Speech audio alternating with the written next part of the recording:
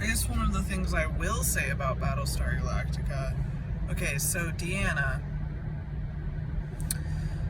on this whole thing where she's got to figure out what it means to be alive and dead and what her purpose is in the world of being a Cylon. And the brothers, Cavill model, boxes her after she sees who the final 5 Cylons are. And he says, that's the problem with your line. It's the fact that you want to know what your purpose is. And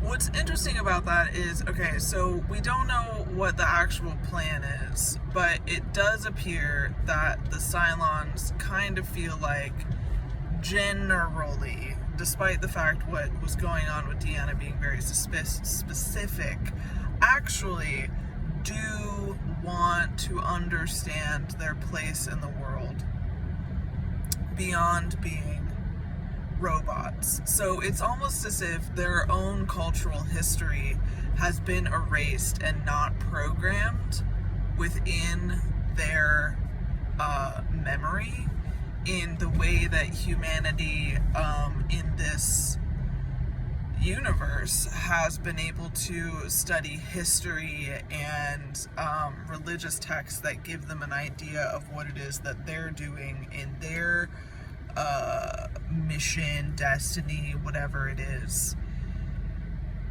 And it's almost as if once Caprica was nuked, the idea of purpose and destiny became a lot stronger for everyone, for the Cylons and for humanity, and now they're sort of forced to reckon with what that means for them as a whole.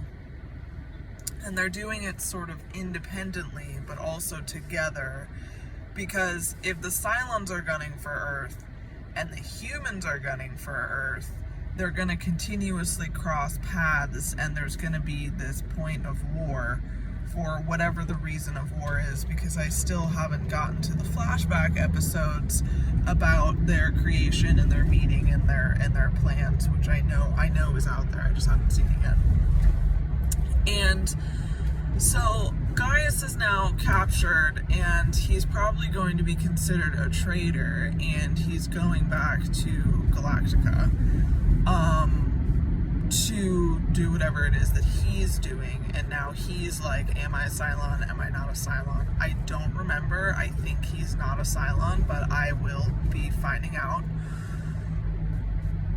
There's a whole storyline with Starbuck that I can't specifically remember that has to do with her destiny and time and place and her evolutionary, something about humanity being the first woman on Earth, blah blah. So that'll be interesting to see as it unfolds, because I seriously don't remember like what happens. But honestly, and I know that people who watch the show might not agree, but I'm actually like really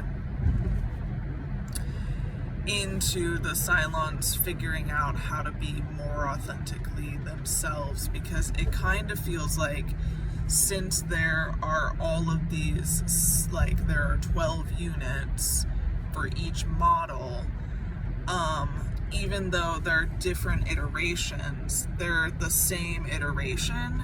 And if we want to talk about like conformity, and this U-Haul just getting ready to drive directly into me, if we want to talk about conformity and capitalism and like monoculture as far as erasing individuality, and also like separatism, which drives community and innovation,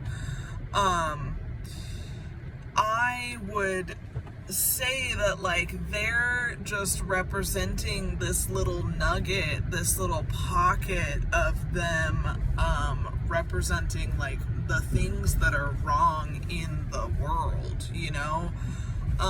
They all, like the fact that Boomer, Sharon 1, was programmed as a, you know, she's a Cylon, and she ended up shooting Adama, and then everyone revered her as a hero on her when she got back to the Cylons, and she was like, all right, now in this age of change, that became problematic in and of itself, because then she became an individual, and the same thing happened with Caprica, right? So it's like they don't actually want you to be separate from your units, which is why they ended up boxing Deanna. And I just feel like, as a human, I empathize with the desire for them to be individual and separate from their unit brothers and sisters. Like, I think they deserve that, and I really appreciate that the creators of the show decided to write in the Agathon, Sharon 2/Athena love scenario relationship, because I think it allows you to empathize with and humanize these people that look very much like people but are supposed to be robots, and try to understand, you know, what it is that they want and who they truly are as people.